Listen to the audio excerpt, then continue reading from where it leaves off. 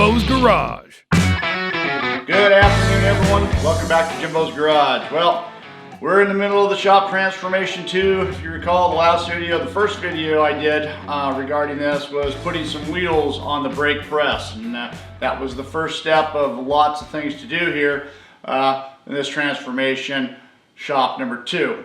A couple things I want to get out of the way first is you might see this forklift here in the background. This is a friend of mine, Kevin, is a demolition contractor, and I was in need of a forklift, and he's got several of them. He was nice enough to bring one of these things over and drop it off for a few weeks. I'm going to need it to move things around, in and out over the next couple weeks. So thanks, Kevin, for your help. I appreciate that. Also, I want to show you guys a couple good scores that I made over Black Friday. A couple really good additions to the shop. We got a really good deal on them. So let's open up the garage door, get this forklift out, and I'll show you what those are. You know, there's some things that you just don't realize you need until you absolutely need it. And, you know, having this forklift over here for the last few days, man, I'm telling you, it's been a blessing. This is going to have to be something that I'm going to have to add to the shop here in the near future. So Black Friday is always a good chance to get a good buy on something, especially if you pay close attention.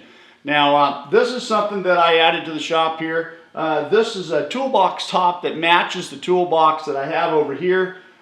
This happened to be in my local Home Depot. It was priced at about $350, which was way overpriced. I'd have never paid for that. But it has these lids that come down and lock, a locking lid. And as you can see on both these boxes, I cut the lids off anyways. I don't use them.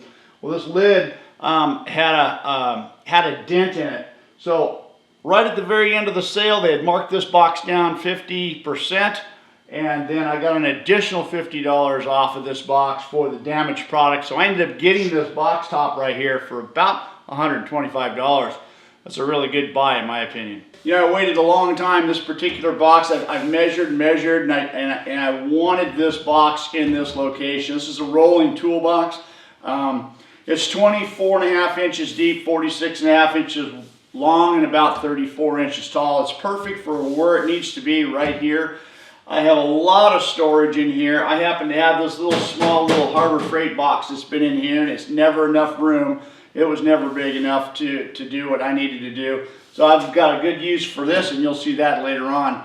But for now, it replaces this right here. Again, Black Friday score. I believe this thing started at somewhere around $375. Then it went on sale for $298.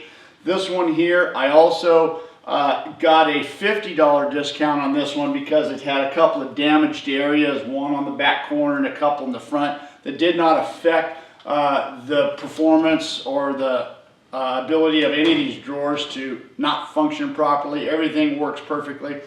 I'm able to get all my milling and lathe tools in here just like I want. And the reason why I wanted to get this is because I'm freeing up this area over here to make room, and I had to empty out some drawers, and this has really been a good thing. Not to mention, it's a good organization. It looks nice in the shop. Anyways, a couple of good scores on the toolboxes. Really made the shop look nice and helped me get organized. Okay, so in case you guys are just now following along, about 6 or 8 months ago, I did a shop transformation to accommodate the ultimate welding cart, and that worked out really good. I had to move a bunch of things around, pull in some electrical, and make this cart fit exactly where I want it to fit, and it served its purpose well. It's perfect. I really like it. It worked out well. Unfortunately, things are changing again. I'm going to have to do a shop transformation 2, which is going to include a whole bunch of different things, including tearing out a lot of the stuff that I put in for the first one. So let me quickly run through what's going to happen here, and so you've got a better idea as we move along with this project. The first thing is this table here, my current welding table, is going to get shifted around and turned and put in a different location, not too far from here, but around the corner and out of the way. This cabinet right here that I had put in is going.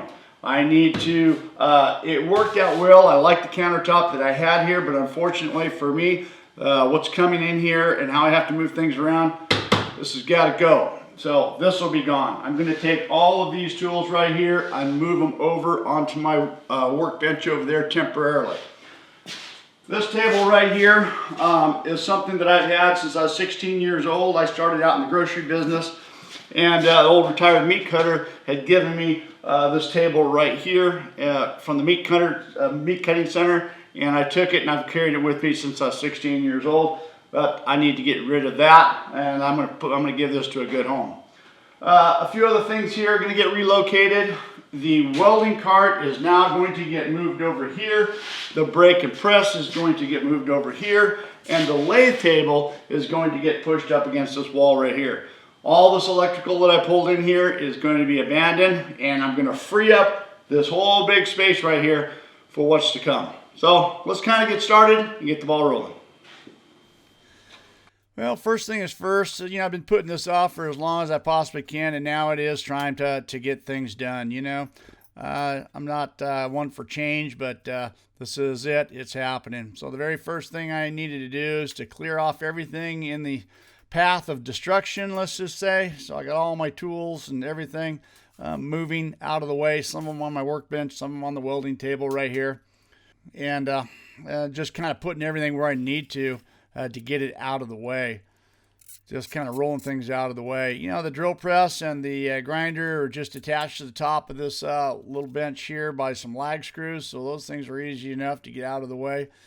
And then, hanging on to all these small little tiny blocks and pieces of wood is just something that I've always done. You're always needing blocks, and so I hang on to all that stuff.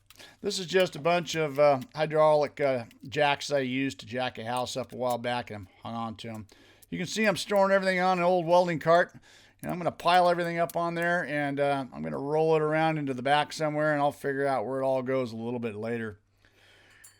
And this is the welding cart. Disconnected that, and we're going to move that well out of the way for now and get it out of the line of fire with all the things that need to happen. This is one of the things I brought in the forklift. I was able to get this table. It does have a solid butcher block top on it. It's kind of heavy for one person, but I was able to sneak it out between everything and get it out of the way. I'm just going to set it over here for the moment, and we'll move that around a little bit later.